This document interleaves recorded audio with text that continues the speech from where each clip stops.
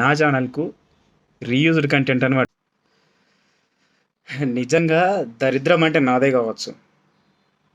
నేను ఎవరిని ఏమన్నా ఛానల్లో నాకు నచ్చిన వీడియోస్ పెట్టుకుంటా, నా సొంతంగా తీసుకుంటా వీడియోస్, నా సొంతంగా వీడియోస్ తీసుకున్నా, సొంతంగా ఎడిట్ చేసుకుంటా, దానికి మ్యూజిక్ యాడ్ అయ్యా ఏమైనా కాపీరైట్ స్ట్రైక్ పడితే, కాపీరైట్ క్లెయిమ్ పడితే అనే భయంతో నేనే 10 మందికి చెప్తున్నా. అట్లాంటిది నేను అస్సలే కాపీరైట్ కంటెంట్ వీడియోస్ చెయ్య, రీయూజ్డ్ కంటెంట్ వీడియోస్ చెయ్య. కానీ ఈరోజు నాకు ఒక దెబ్బ తగిలింది. నా ఛానల్ మానిటైజేషన్ అయింది, నాకు 2120 మంది సబ్స్క్రైబర్స్ ఉన్నారు, అన్నీ బాగానే ఉన్నాయి నా ఛానల్కి. కానీ ఈరోజు జరిగిన విషయం నేను సడన్ షాక్ అయిపోయినా. అసలు ఎందుకు ఇట్లా అయింది, దేనికి? నా ఛానల్లో $70 ఉన్నాయి. అంటే మానిటైజేషన్ కంప్లీట్ అయ్యి ఇప్పటికీ $70 వచ్చినాయి, $70 ఉన్నాయి. అట్లాంటిది ఈరోజు అది చూసి నేను షాక్ అయిపోయినా. ఇట్లా జరుగుతుందని నేను ఇంతవరకు ఎప్పుడు అనుకోలేదు.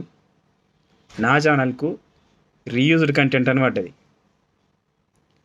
నా ఛానల్లో 135 వీడియోస్ ఉన్నాయి. 135 వీడియోస్ నా సొంతంగా నేను చేసుకునే వీడియోస్ అంటే మామూలుగా స్టార్టింగ్లో ఇంటి దగ్గర ఉన్నప్పుడు వీళ్ళని వీడియోలు తీసి పెట్టుడు, బోనాల పండుగలు జరిగినప్పుడు అట్లా పెట్టుడు, అవన్నీ చేసిన. కానీ ఇప్పుడు అది ఏమైందేమో రీయూజ్డ్ కంటెంట్ అని పడ్డాయి.